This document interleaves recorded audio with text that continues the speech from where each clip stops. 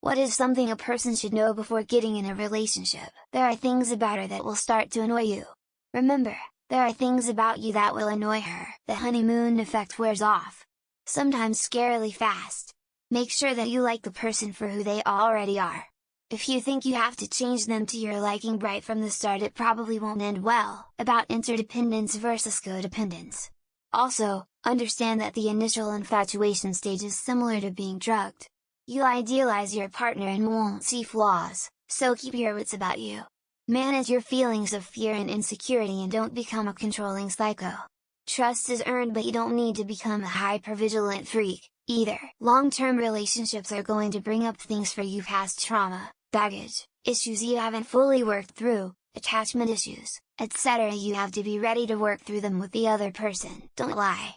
Your partner will find out every time, even if you think there's no way in hell they will. If both want kids, individual and couple goals, each other's debts, their love languages, and how to express and receive them, their intimacy needs, likes, wants. Do they want to have kids?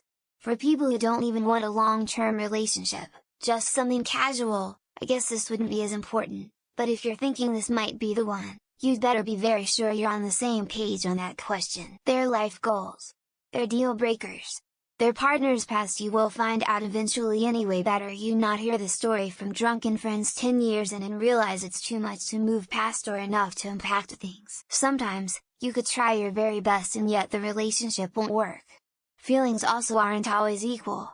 Sometimes only one of you has stronger feelings. Or only one of you puts in effort. Communicate. Try not to bottle up your feelings.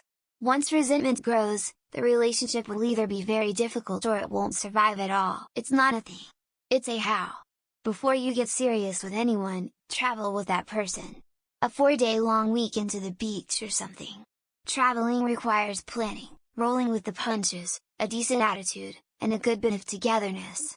If you still like that person after your trip, then proceed with a lot more confidence. You don't need to be in a relationship to have a happy, fulfilled life. In fact, the more happy and fulfilled you are prior to looking for a relationship, the more likely you are to choose a good partner. A lot of people get into and stay in bad relationships out of desperation. Watch for red flags in your potential partner and really think through if this is something you can live with before you commit. That fights and hardships are inevitable. Learn to compromise where you can, know their values, principles they live by, and that you both are a team. It is us, not me you. If you haven't worked on yourself, a relationship won't be any different. Just another task you'll be taking on unprepared. Being selfless is overrated. Do what's best for you first, then help them. No one else is worth destroying yourself for, no matter how much you love them. Trust me, they should know about themselves, and be able to talk honestly about faults and strengths and areas that need improvement. Whether you actually like their character or if you are just infatuated with them. That is the key to love and happiness. Learn the skill of adjusting. The hard part of the relationship is unlearning all the habits prior to that point and generating new ones that support the added attribute of the so. Please wait. Seriously. Find yourself first. Don't be afraid to set your standards high. Learn how to set boundaries. If they've cheated, cheaters usually won't admit to it. When you ask, look for body language and if they keep up with exes. From an unemotional side. Can I see your credit report? Can I see your resume, job history? This is not to determine how much money they make, but to see if they're a steady worker and handle money responsibly. Relational side of it. Do you like your mother? Do you have a good relationship with her? If you have to keep working to keep it on, a good relationship will be easy with only a few bumps along the way. You can't just fix their flaws. If you can't handle them because they're broken, maybe it isn't meant to be. You can't just expect to be able to fix them. It requires money. And no, it's not about being materialistic or just be contented with what you have. But the things you know you should do, have to, and plan to keep the relationship strong and fresh. It requires money. What their aesthetic is. Even if you guys have a totally different aesthetics, you guys are going to have very different opinions, which might lead into getting into a lot of arguments. Communication and sacrifice stayed important. However, the feelings you have in the beginning, that's just the honeymoon stage when the individual seems perfect. This isn't real, you do not truly know the individual. There are things about them you're going to really dislike and vice versa. My husband and I put everything flat out straight when we began talking. helped a lot of trust, and he was willing to do things I required to know I'd be safe being with him. Never bat an eye and was honest. Attachment styles. Also, what does a relationship mean for both people? What would change for them in terms of their connection? What will the expectations of both individuals be? Make sure you truly know yourself. Know who you are so that you can be the best version of yourself. Be sure you respect them as a person. I don't even mean treat them well, but do that too. I mean, are they a person whose choices and ethics you actually respect? It goes a much longer way than love. Once the chemicals fade out, it is not the other person's responsibility to make sure you are happy and entertained all day, all the time. If you assume that they should make you happy without any base sense of happiness within you first, you will just make them resentful. That love is a choice, and also not a constant. Some days you'll feel head over heels for someone, the next day that love might feel less intense. It didn't disappear, feelings fluctuate. When you start thinking about getting married and having kids, remember, you marry his or family too. If there are some weird dynamics with the in-laws, it's only going to get worse when grandkids show up. Separate how you feel about her from how she makes you feel. As that last part is more important and less biased. If you can't be happy and content on your own, you shouldn't be in a relationship. You should want to be with some, rather than need to be, to fill a void. Don't sacrifice your self-worth to please others. Know the difference between compromising and being taken advantage of. Love makes you foolish, but don't let it fool you. The other person's sense of humor. I know this isn't what this meant, but I think that you should know how to get someone to laugh before you date them. Also, if you two can't really agree on some humor, I probably won't date them. Before getting into a relationship, or before getting into something like marriage? Before getting into a relationship? Shared interests. Before serious relationships? Finances. If you want kids, the abuse you suffered in the past. If you bend your knee once, she will expect you to bend your knee every time. Don't do that, it weakens your frame. It's no longer just you.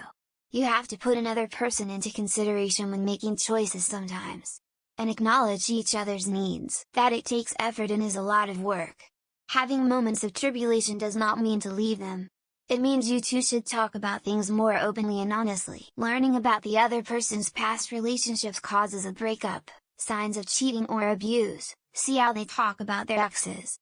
Really know your values and stick to them. It's not meant to be if you are constantly compromising your non-negotiables and ignoring compatibility issues for the sake of love. You don't need to be healed to enter a relationship, but you have to be prepared to heal once you're in one.